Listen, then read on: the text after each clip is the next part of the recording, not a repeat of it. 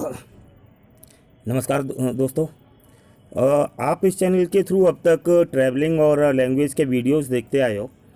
आज आपके साथ एक नई और बड़ी विचित्र बात शेयर करना चाहता हूँ।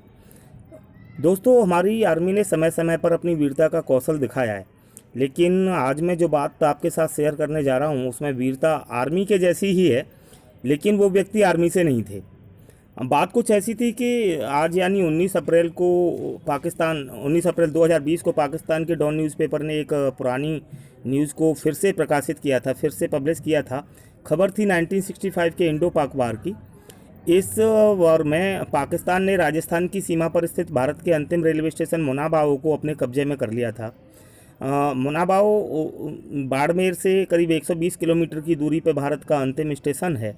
उससे पहले का स्टेशन गडरा रोड पड़ता है और पाकिस्तान ने गडरा रोड की तरफ वाली लाइन को बिल्कुल डैमेज कर दिया था, उसे ब्लो ऑफ कर दिया था विस्फोट करके, जिससे इंडियन आर्मी के पास एम्यूनिशन और हथियारों की कमी होने लगी थी। गोला बारूद नहीं पहुंचने पा रहा था। अब ऐसी स्थिति में मुनाबाओ पाकिस्तान के सैनिकों की वजह से बड़ी मुश्किल में फंस गई थी इंडियन आर्मी। वो आप देख सकते हो मुनाबाओ का जो स्टेशन है, पाकिस्तान के एक सैनिक की फ़ोटो उसमें इमेज में आ रही होगी, आपके सामने ही दिख रही है। पाकिस्तान ने स्टेशन, न केवल स्टेशन को बल्कि जो किशनगढ़ का फोर्ट है उस पर भी अपना झंडा फहरा दिया था उस टाइम पे। भारतीय सेना बड़ी मुश्किल में थी कि किस तरह से इस मुश्किल से पार पाया जाए। ऐसे वक्त में रेलवे के जो 17 वर्कर्स थे उन्होंने बड़ी हिम्मत दिखाई और अपनी जान की परवाह ना करते हुए रेलवे के ट्रैक को ठीक करने की जिम्मेदारी ली। पाकिस्तान एयरफोर्स बम बरसाती रही, गोलियां चलती रहीं और वो एक एक करके जो 17 मजदूर थे, 17 वर्कर्स थे, वो शहीद होते चले गए, लेकिन अपनी मिट्टी का कर जरूर अदा कर गए। सब शहीद होने से पहले उन्होंने एक अच्छा काम किया कि जो गडरा रोड की तरफ की लाइन थी, रेलवे लाइन थी, उसे ठीक कर दिया था उन्होंने। और जब वो लाइन ठीक हो गई तो जोधपुर के रहने वाले रेलवे के ड्राइवर श्री कृष्ण शर्मा जी अपनी गाड़ी में एम्यूनिशन भर के और राशन भर के मुनाबाओ की तरफ निकल पड़े। फौजियों के लिए उन्होंने गोला बारूद और सब राशन वगैरह जो ज़रूरत थी वो सब भर लिया था। जैसे ही ट्रेन चलने लगी तो पाकिस्तान की एयरफोर्स को पता चला और उन्होंने भी गोलीबारी और ये सब शुरू कर दिया। लेकिन श्रीकृष्ण शर्मा जी न पहले डरने वाले थे न अब डरे, और गोलियों की बौछारों के बीच श्रीकृष्ण शर्मा जी जो हैं अपनी रेल को आखिरकार मुनाबाओ पहुंचा कर ही दम लिया उन्होंने। और फिर तो भारतीय सेना दुश्मन पर टूट पड़ी। इसी का परिणाम ये हुआ कि आज मुनाबाओ भारत में है। मुनाबाओ अगर आपको ना मालूम हो तो बाड़मेर से करीब 120 किलोमीटर दूर पड़ता है और ये 1902 में चालू हुआ था स्टेशन। और 1965 तक बड़ा एक कनेक्टिंग स्टेशन हुआ करता था ये इंडिया और पाकिस्तान के बीच में।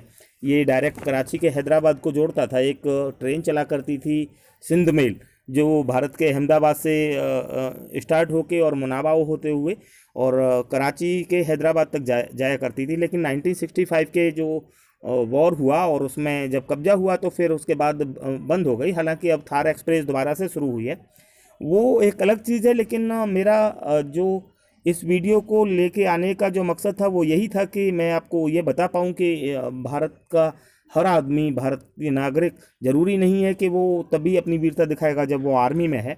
अगर वो रेलवे में है या एक सामान्य आदमी है, वक्त पड़ने पर वो अपनी जिम्मेदारी, अपनी देशभक्ति से मुंह नहीं मोड़ता है और जब जब ज़रूरत पड़ती है वो भारत की मिट्टी की रक्षा करने के लिए, मातृभूमि की रक्षा करने के लिए आगे आता रहा है। तो उम्मीद करता हूँ कि आपको एक नई जानकारी मिली होगी और बहुत बहुत धन्यवाद। अगर आपको अच्छा लगा हो तो शेयर करिएगा, जिससे और लोग भी इस जानकारी से परिचित हो पाएँ और अपनी मिट्टी से, अपने देश से प्यार कर सकें और विचित्र बातों के बारे में बहुत सारी जानकारी उन्हें मिल सके। बहुत बहुत धन्यवाद। आप देखते रहिएगा। और ये आपके सामने जो इमेज चल रही है, ये वही इमेज है जो किशनगढ़ फोर्ट की है, जिस पे पाकिस्तान ने अपना झंडा फहरा दिया था। उनकी आदत रही है कि बस थोड़ा सा मौका मिलते ही उन्होंने इस तरह को। और आज डॉन न्यूज़पेपर में 50 साल पहले 50 क्यों, 55 ईयर्स पुरानी न्यूज़ को उन्होंने रिपब्लिश किया अपने न्यूज़पेपर में, तो उसको लेके ये थोड़ी सी बात मुझे कहनी थी। और आते रहिएगा। बहुत बहुत धन्यवाद।